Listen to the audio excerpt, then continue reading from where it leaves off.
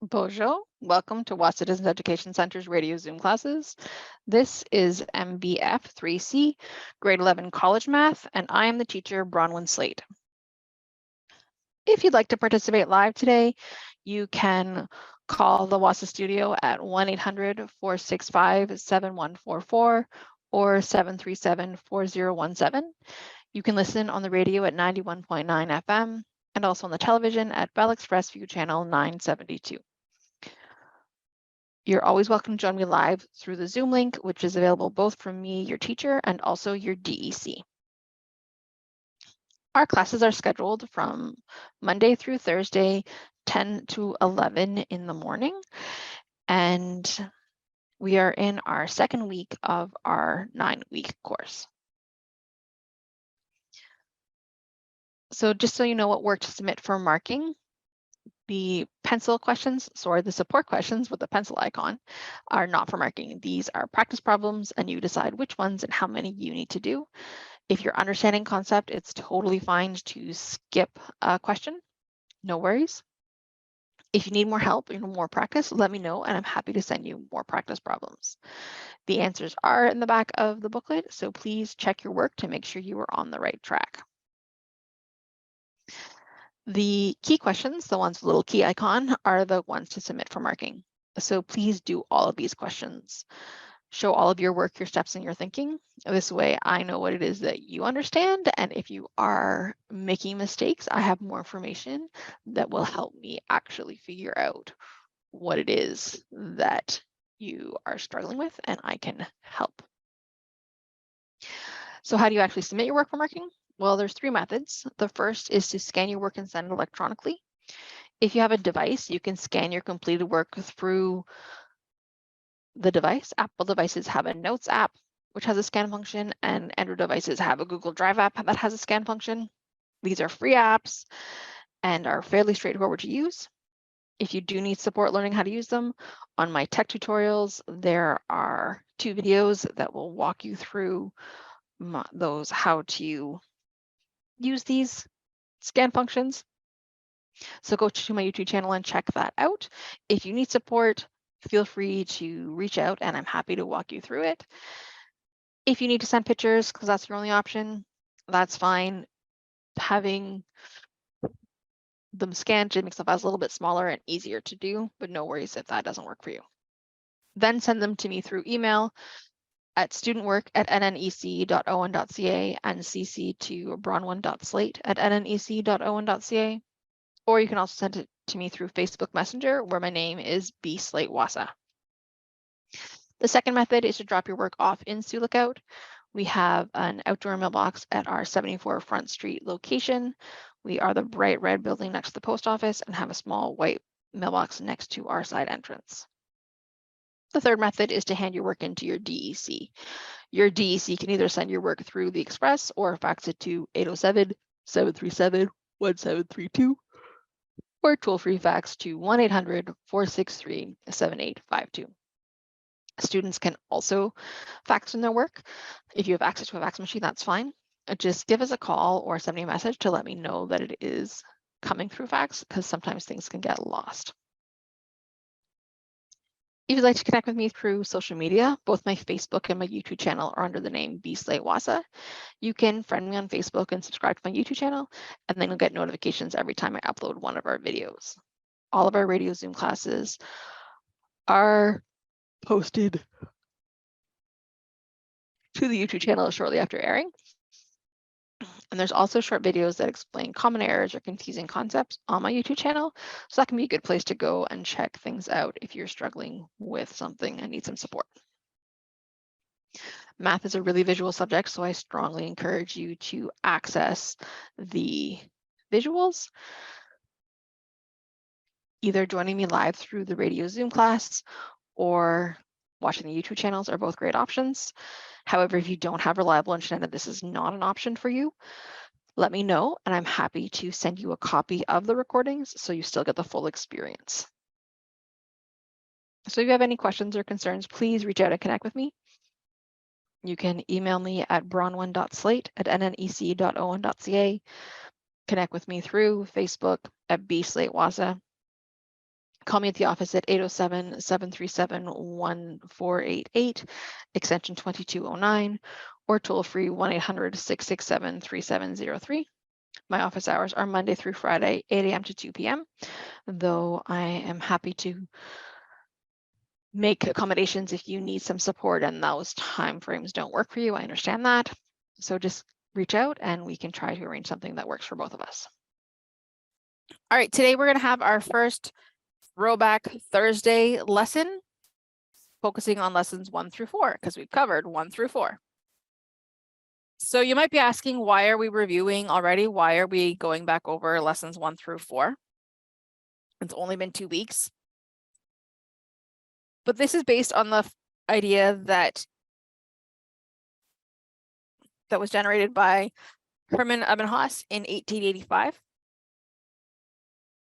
And the idea that he researched that he had developed was that we forget things really, really fast. So he created this forgetting curve graph that shows that we retain information only for a very short period of time, and then we start to forget it. So by 1 day after learning something, we've already forgot almost 20% of that information, retaining only 80%. By day 2, now we've lost another 10%. We're at about 70% that we retain. If you continue this, by day 7, a week later, we are only at about 40% that we retain. So we've lost 60% of our understanding and what we remember about that topic. So with the continuation of this research is that if we revisit information, then we can retain it for longer. So not only do we retain it for longer, so we understand more of it because we revisited, so we filled our cup back up to 100%, but it takes longer for us to forget it. So we hold on to that information, we retain it for longer. So now instead of it taking only 1 day to forget 20%, because we've revisited once, and now it's going to take us 2 days to forget that 20%. And then we revisit it again. Now we've reviewed it 3 times, and it's going to take us 3 days to forget that 20%. And that continues, is that we remember more and we remember it for longer because we reviewed it. So that's the concept that I have in terms of us consistently going over our work, for what we've already talked about, where we learned, so that when we come to the end of the course and you're getting ready for your final culminating project and possibly an exam, depending on what's happening, you're not totally like, well, what did we even do in lesson 1? I don't even remember that first unit at all, which has happened to me many a times, having to review the whole course right at the end and really feeling like I almost have to relearn stuff because it's been so long since I've thought about it. So we revisit the material that we've just learned, as well as all the material back to the beginning of the course, every week or every 2 weeks, depending on what's going on in our course, on Thursdays. This is my Throwback Thursday form so that we can remember what it is that we have already covered. So before we do that, of course, we're going to activate our brain with a little bit of mental math just to get ourselves warmed up. We know that I don't believe in Mad Math minutes, that they cause stress and anxiety in students and don't actually develop skills or confidence. So instead of focusing on that kind of strategy, we develop actual strategies that we can use in various situations and implement for however we need them with numbers that we're comfortable and confident with. So our question today is 16 plus 37, and we are going to use the idea of compensation. So this idea is that we're going to sort of share from one number to the other number. We're going to compensate. I often, as a kid, I would do this without realizing it was an actual strategy. But I would look at my numbers and I would say, well, if I stole from one of my numbers and I gave it to the other number, then that number would be friendlier and then I'd be able to add them together. So for my example, 16 plus 37, as always, there's multiple ways to do these. You can do it however makes the most sense for you. But for me, I might look at 37 and say, well, that's really close to 40. I just need 3 more. So if I add 3 more, because I know that 7 plus 3 is 10. So that means that 37 plus 3 is going to be 40. So if I can steal 3 from my 16, and I add it to my 37 to get 40, that means that I'm left with 13. So 13 plus 40 is 53. That doesn't, I can now add up using place value, and it's fairly straightforward. So that means that 16 plus 37 is also 53, because I just moved part of it over first. And that's all that compensation is. And you can do this with any numbers. So getting to know what things make 10. So knowing that 2 plus 8 is 10, knowing that 1 plus 9 is 10, knowing that 6 plus 4 is 10. These facts help you be able to make your numbers friendly, and then you can steal from one to share with the other, so that then it's friendlier numbers to add together. All right, so before we do some practice problems, we're going to look at the highlights of what we've learned already, just to review, as there's been lots packed in. So we want to remember what it is that we've covered already. So in lesson 1, this was our lesson on transformations. And so we remember that we looked at our general form of our quadratic equation, which is y equals a times x minus h quantity squared plus k. So a, we remember, is the opening of the parabola. So if it's greater than 0, if it's positive, then it opens up. And if it's less than 0, if it's negative, then the parabola opens down. Then we looked at h, which is the horizontal shift.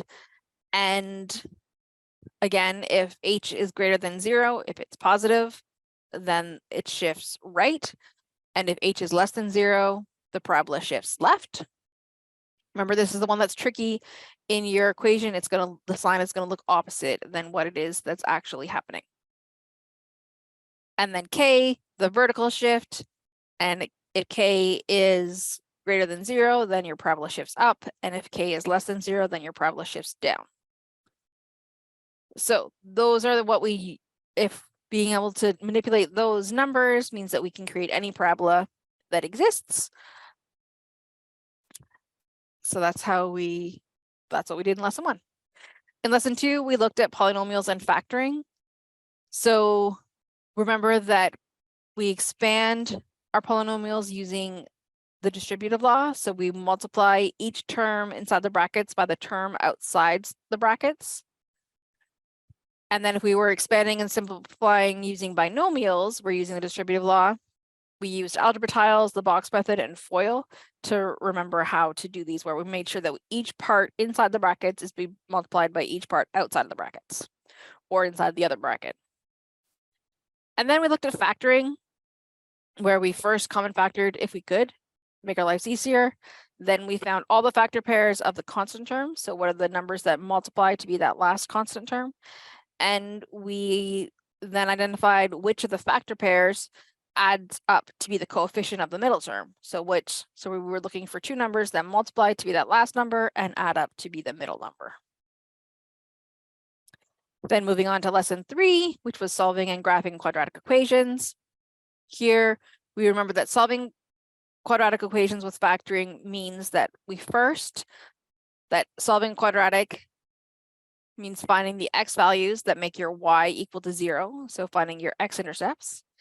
And then we do this by factoring, meaning that we are finding the 2 factors that multiply to be our final product, because if either of those equals 0, then our whole thing equals 0, which helps us figure out what our x-intercepts are.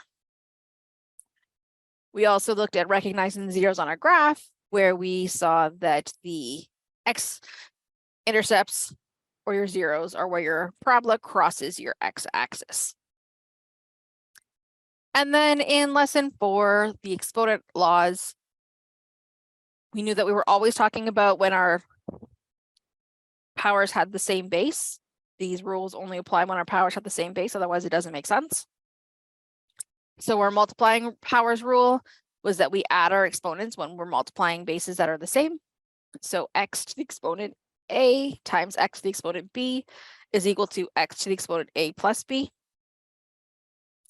The dividing powers rule is when we are dividing two powers that have the same base, then we are subtract the exponents. So b to the exponent b to the exponent x divided by b to the exponent y is equal to b to the exponent x minus y. And then when we have power to a power, the rule is that we multiply the exponents. So if we have t to the exponent n all to the exponent p is equal to t to the exponent n times p. And then we looked at the zero exponent rule, and we figured out that anything with an exponent of 0 equals 1, always. So doesn't matter what your number is, what your base is, it always is going to be equal to 1 when you have an exponent of 0. The negative exponent rule was our last one, and this one is tricky. It's a bit awkward, and so the idea is that a negative exponent equals the reciprocal of the base. So it's 1 over the base that we need to how we switch it. So this means that a to the exponent negative b is equal to 1 over a to the exponent b. Or if you have x over y all to the exponent negative z,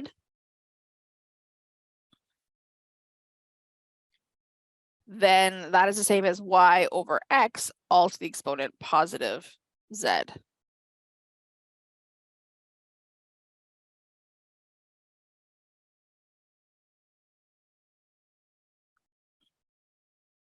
All right, and so that is what we've covered so far.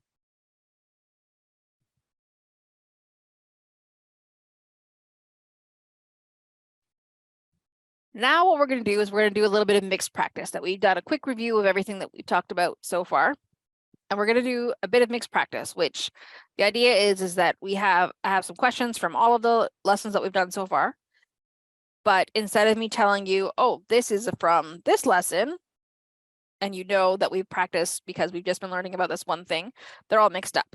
So our part of what we need to do is figure out which type of question it is that we're doing and what tools do we need. All right, so number 1, you are creating a computer model of a skateboarder jumping off a ramp for a video game. The path of the skateboarders is modeled by the relation h equals negative 0.85 t squared plus 2, where h is the skateboarder's height above the ground in meters and t is the time in seconds. How far from the ground will the skateboarder be after 0.5 seconds?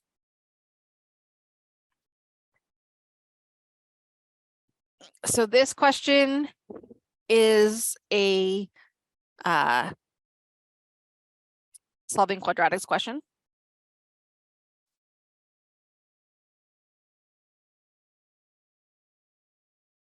We know this because we have a quadratic equation, h equals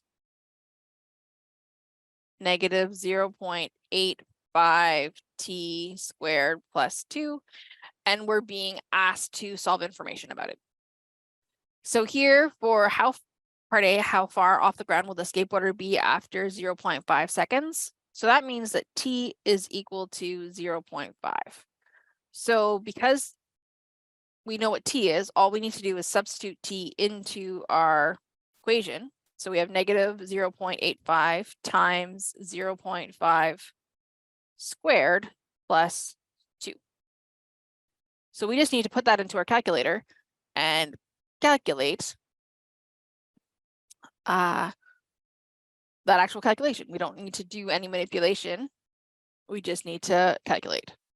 So negative 0.85 times 0.5 squared plus 2 is equal to 1.6 1.7875, so 1.9 meters. No, 1.8 meters, sorry. 1.8 meters. So the skateboarder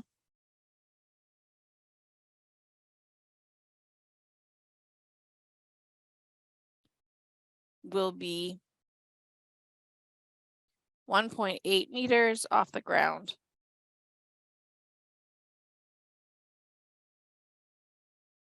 after half a second.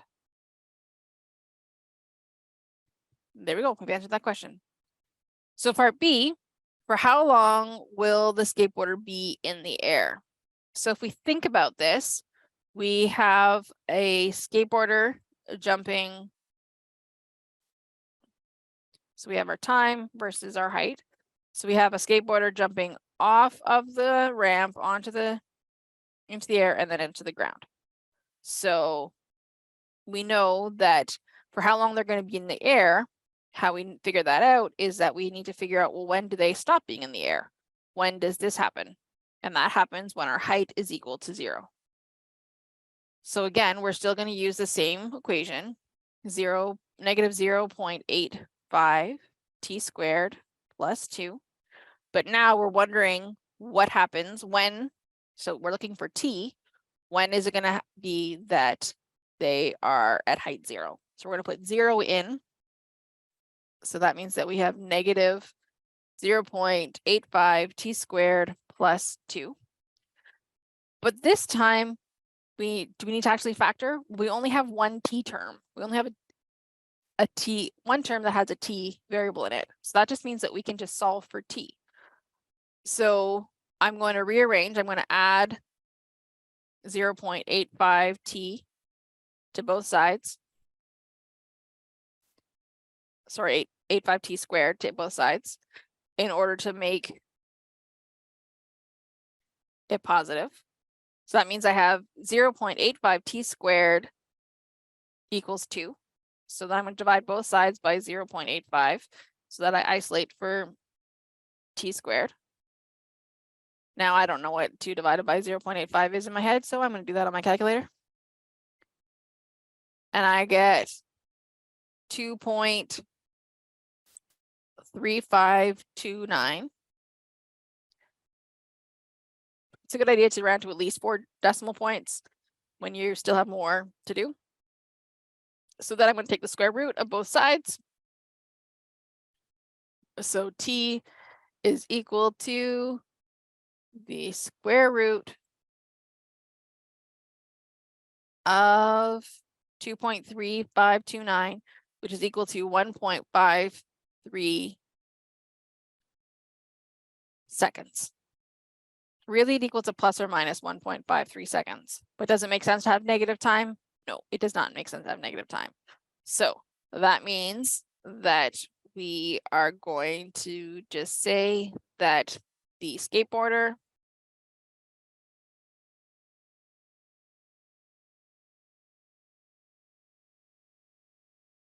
is in the air for 1.53 seconds. There we go. All right, number 2. Consider the powers 64 to the exponent 2 and 16 to the exponent 3. Are these powers the same? Use the exponent rules to explain. So 64, so we could just evaluate them. We could just say, well, 64 squared is equal to 4,096, and 16 to the exponent 3 is equal to 4,096. So that would just be evaluating them, but that's not using the exponent rules to figure out they are the same. Yes, we know they're the same by evaluating them, but how can we prove that using the rules? So what I'm going to do is that we're going to try to make the base be the same so that we can compare the exponents and see if they're the same. So I know that 64 is equal to 2 to the exponent 6, I believe. Should check that out. I'm pretty sure. 2 to the exponent 6 is equal to 64. Yes. So that means that I can change my 64 to be 2 to the exponent 6. That's the same thing. And I want that still to be squared. So 64 to the exponent 2 is the same as 2 to the exponent 12. Okay. And then 16 to the exponent 3. Well, I know that 16 is 2. Well, I know that 16 is 4 squared. Okay. So that means that 16 to the exponent 3 is the same as 4 to the exponent 2 times 3 is 6. Well, I know that 4 is the same as 2 squared. So that means that 16 to the exponent 3 is equal to 2 to the exponent 2 times 6 is 12.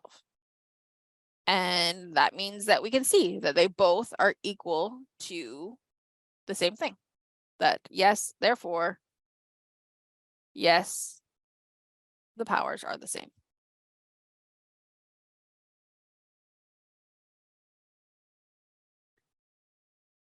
Sorry, this is an exponent law question.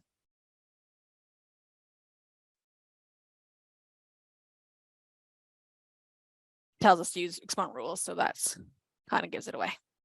Okay, number 3, graph the relation that, and then represent it with an equation in the form of y equals a times x minus h all squared plus k.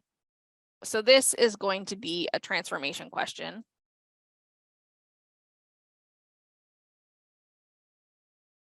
Because we only know how to use this formula in the context of transformations. So I have a table of values. So I'm going to use my graph, and remember, I'm not amazing at graphing on my computer, so I apologize. So x equals -3, y equals 1. I'm going to put a dot there. And then it's good. Then -2, y equals 4. When x is -1, y equals 5. It doesn't, my pen, if I hold it too long, decides that it needs to erase my points, which is really not very helpful. When x is equal to 0, y is equal to 4. When x is equal to 1, y is equal to 1. When x is equal to -4, no, sorry, when x is equal to 2, y is equal to -4. My bad. Okay, so we can see that my parabola is going to look roughly like this. That's the beginning of my parabola. So, well, if we are thinking about what's going on here, A, we know is going to be negative because I'm opening down. And it doesn't look like I'm squished or that I'm narrower or wider. So my A is going to be -1. Then my H is equal to my horizontal shift. So have I moved my vertex? Is the easiest place to look. Have I moved my vertex away from 0, 0? Yes, I have. I've moved it to the left by 1. My vertex is now at -1, happens at -1. So that means that my H is equal to -1. Now my K, have I moved my parabola from 0, 0? Yes, I have. I've moved up, my vertex is now at 5. So K is equal to +5 because I moved up 5. So now I can figure out what my formula is. Y equals, instead of A, I'm writing -1. X stays the same. Instead of H, I'm writing negative. So I'm to X minus, so in H, I'm writing -1 all squared plus K is 5. And then I'm just going to simplify this. So instead of writing -1, I'm just going to write negative and then X. And then because if I subtract -1, that's the same as adding 1, right? So that's why my sign is different. And then +5. And that is the equation for this parabola. Y equals -x plus 1 all squared plus 5. All right, number 4. Write an expression in simplified form for the area of this shape. And I've got a kind of funky L shape. and that has X's and numbers that tell me different parts of the shape. So I can tell that this is going to be an expanding polynomial question because I want to write an expression. So I'm going to want to multiply these together. So this is part of lesson 2. So there's a couple of different ways we could think about this in terms of how we're going to figure out the area. We could look at this L and we could think, well, we have this big rectangle, and then we're going to take away this small rectangle. That could be one way we could do it. Or we could think about it, I have this long rectangle here, and then this little small rectangle, and I'm going to add that to it. Either way is fine. Let's do, my gut is to do the subtracting way. That's the way that came to me first. So that means that for our big rectangle, so we have a big rectangle and then we have our little rectangle. So the area of our big rectangle is going to be our length times our width, but our length is going to be x plus 3 plus x plus 5 times our width, which is going to be 2x plus 3 plus 2x plus 1. So we need to recognize that we're talking about this whole side, and therefore we need to include both the parts. So then I'm going to simplify. So x plus 3 plus x plus 5 is 2x plus 8. And 2x plus 3 plus 2x plus 1 is 4x plus 4.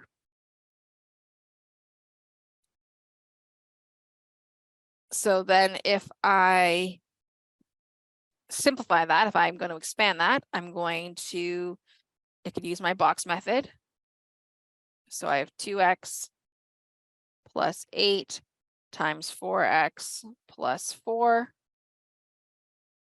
So 4x plus 2x is 8x squared. 4x times, sorry, not 2 times plus 2x. 4x times 2x is 8x squared. 4x times 8 is 32x. 4 times 2x is 8x. And 4 times 8 is 32. So then the area of my big rectangle, if I write it all out, is 8x squared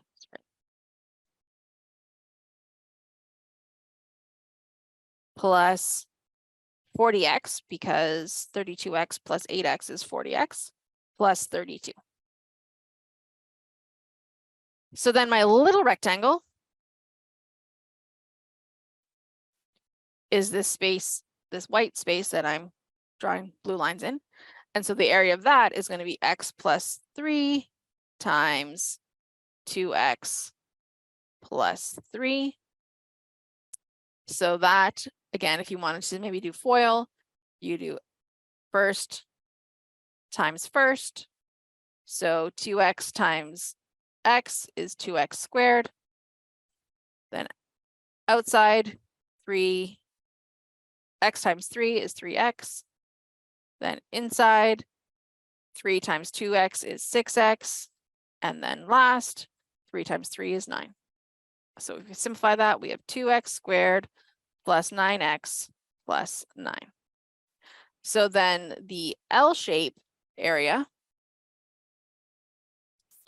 is equal to the big rectangle, take away the little rectangle.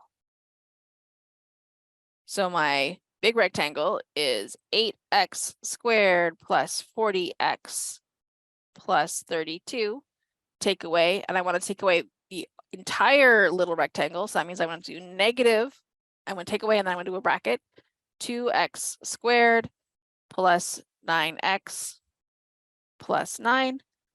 So I have to apply that negative to each part inside of my brackets, right? because I want to take away all three parts. So I'm going to have 8x squared take away 2x squared plus 40x take away 9x plus 32x, sorry, plus 32 take away 9. So 8x squared take away 2x squared is 6x squared. 40x take away 9 is 31x. 32 take away 9 is 23. And that is a simplified expression for our area. So this one had a few steps to do it. And so it's important to show your information. My information isn't written the best way. I have not mastered writing on this screen, but make sure that you're keeping your information organized. All right, number 5, graph each relation by finding the x-intercepts. So remember, our x-intercepts are when our y is equal to 0. So here we have y equals x minus 5 times x plus 3. So that means for finding my x-intercepts is when y is equal to 0. So 0 is equal to x minus 5 times x plus 3. So that means that either x minus 5 equals 0 or x plus 3 equals 0. So x equals 5 and x equals -3 are our intercepts. So how I draw that, how I graph my relation is that I say, okay, my intercepts happen at x equals 5. So I drive a point on my x-axis at 5 and at -3. Those are my two intercepts. And now I'm going to, it's positive, right? So that it doesn't, my a value is positive. So I'm opening up. And so then I'm just going to roughly sketch what my parabola would look like, something like that. It's not perfect, but it gives us a rough idea. So B, we have y equals -3x squared minus 15x. So here I'm going to common factor out. Sorry, no, first I'm going to set it equal to 0 because that's when my intercepts happen, right? Is when y equals 0. So 0 equals -3x squared minus 15x. So that means if I'm going to common factor out -3x, because that's common in both, I end up with x plus 5. So that means that either -3x equals 0 or 5x plus 5 equals 0. So x equals 0 or x equals -5. So then again, I'm going to plot my points at 0 and -5. This time my a is negative, right? So that means I'm opening down. And I know that I'm going to be kind of symmetrical around my intercepts, right? It's going to, so it's going to look something roughly like that. All right, so let's do a few more factoring problems. Number 6, factor the following. Oh, sorry, that last one would have been a solving quadratic equations as well. So here we're factoring. So the question tells us that this is a factoring problem. So we have x squared minus 4. So this one is tricky, and I want to do an example because here we have x squared minus 4, and it doesn't look like we have an x term. So we want two numbers to multiply to be -4 and add up to be what? Well, if we don't have a middle term where we have an x, it's because we have 0 x's, right? We don't have a term. So that means that we are looking for two numbers that multiply to be -4 and add to be 0. So we think about our factor pairs for -4. So we have 1, -4, -1, 4, and 2, and -2. Well, 2 and -2, if we add them together, that's going to give us 0. So that means that our pairs, our factoring, we have x minus 2 times x plus 2. And that's all we need to do.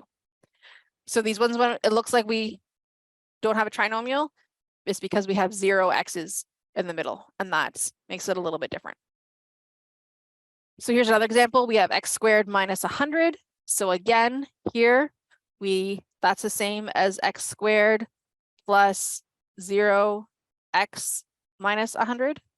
So we're looking for two numbers that multiply to be negative 100 and add up to be 0. So two numbers that multiply to be negative 100 are 10 and negative 10, and they add up to be 0. So we have x minus 10 times x plus 10. And there we go. C, we have x squared plus 25. So here, the last two, they were both minusing something, we're subtracting something. Here we're adding something. So let's see if we can figure it out for this one. So we still have plus 0 x's. This time we are looking for two numbers that multiply to be positive 25 and add up to be 0. So the factor pairs for 25 are 1 and 25, negative 1 and negative 25, 5 and 5, negative 5 and negative 5. Now, do any of these combinations add up to 0? 1 plus 25 equals 26. Negative 1 plus negative 25 equals negative 26. 5 plus 5 equals 10. Negative 5 plus negative 5 equals negative 10. So this is not factorable. We could solve it a different way. We don't have those skills right now. But if you are adding, and it looks like you don't, this kind of thing where you have a 0 x terms and you're adding, you cannot factor it. It's not possible. And then let's look at another factoring. So here we have the trinomial again. We have x squared plus 14x plus 49. So we are looking for two numbers that multiply to be 49 and add to be 14. So that is going to be, well, 49, only the factoring pairs are 1 and 49, negative 1 and negative 49, 7 and 7, negative 7 and negative 7. Well, I want positive 14. That means that 7 plus 7 is going to give me positive 14. So I have x plus 7 times x plus 7. You might see this written as x plus 7 squared because I have the same thing twice. And so I can write it like that too. Both ways are fine. If you write it either way, I will totally accept it. They're both true and accurate. Okay. All right, number 7, simplify. So here we have a whole bunch of exponents. So these are going to be exponent laws. Forgotten an exponent. Okay, A, so we have 8 x to the 7th, y to the 3rd, z squared times 3 x squared, y to the 5th, z, all divided by negative 6 x, y to the 5th, z squared. So sometimes we get these questions just to make you practice manipulating your laws. They're not super fun, but they're not as bad necessarily. So what you're going to do is you're going to collect you're going to collect your numbers, because your numbers you can combine. So 8 times 3 divided by 6 are all your numbers. And then you're going to combine your variables. And I would always do it in the positive and then figure out at the end if I have negative exponents what to do with them. So I have x 7, then times x squared. So that means that I'm adding 2. And then minus x. So that means I have an invisible 1. So minus 1. My pen has decided to stop loving me. Come on. Now it's just freaking out. There we go. It thinks things. Tries to do things that are helpful and they're not helpful. Okay. So then now we're going to look at y. We have y to the 3rd times y to the 5th. So 3 plus 5 divided by y to the 5th. So minus 5. And then we have z, and we're going to have z squared So plus z, or times z to the 1, so plus 1 divided by z squared, so minus 2. So 8 times 3 is 24. So we're going to have 24 divided by 6. And then we have x. 7 plus 2 is 9, minus 1 is 8. Y, 3 plus 5 is 8, minus 5 is 3. Z, 2 plus 1 minus 2 is 1. And then we have 24 divided by -6 is going to be -4. And then we have x. We don't have any negative exponents, so we can just leave them as positive. Just leave them where they are. Z, we have an exponent of 1, so we just stop writing it. And there we go. That's how we do that kind of awkward question. Part B, we have x squared all to the exponent 4 times 3x to the exponent 5, all divided by 6, 10x to the exponent, 6x to the exponent 10. So again, we're going to do the same thing. We're going to bring our numbers to the front. So 3 and divided by 6 is at our front. And then we're going to simplify our exponents. So x squared all to the 4th means that we have x 2 times 4. Then times x to the 5th means that we are then adding 5. And then divided by x to the 10. So that means that we are subtracting 10. So 3 divided by 6 can be simplified to 1/2. And then x 2 times 4 is 8, plus 5 is 13, minus 10 is 3. So again, we end up with a positive exponent. So we could just say that that's x to the exponent 3 divided by 2. And there we go. All right, and one last set of questions. So number 8, express each as a single power. So basically the same thing, more exponent. I thought we needed some exponent law practice because they're tricky. So we have 8 to the exponent 2x times 8y divided by 8x all to the exponent z. So this has, we're going to take this in a few steps. We're going to leave the 8 to the 2x by itself first. And we're going to deal with what this part that's inside the brackets. So 8, we know that we need to apply this z to both the y and the x. So I'm going to do that first. Y 8. So that means I'm going to do yz on the top and 8xz on the bottom because we applied the z to both. And then we have 8 2x. We're timesing it by 8y to the exponent yz. So that means that we're 2x plus yz. And then we're dividing by 8 to the xz. So then we are subtracting 8xz, sorry. And that is all we can simplify because we don't have any like terms in our exponent. So that's all we can do. All right, then let's try this last one. 5 to the exponent 3b plus a divided by 5 to the exponent c minus 2a divided by c 5 to the exponent 3c minus b. Again, these are super awkward. They're just getting you to practice the problem solving and tracking of your information. This is not necessarily something you'll be using every day, I understand, but the point is to get you to organize your information. So they all are base 5. So we're going to have 5 to the exponent 3b plus a, and we are dividing. So that means we're subtracting our exponents.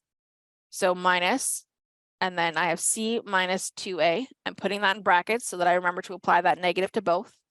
And then I'm dividing again. So I have minus again, and then I have 3c minus b. So my exponent is going to be, so my base is 5 to the exponent 3b plus a. And I'm just going to I'm going to apply these negatives to simplify my life so then I can organize them. So negative c plus 2a, and then minus 3c plus b.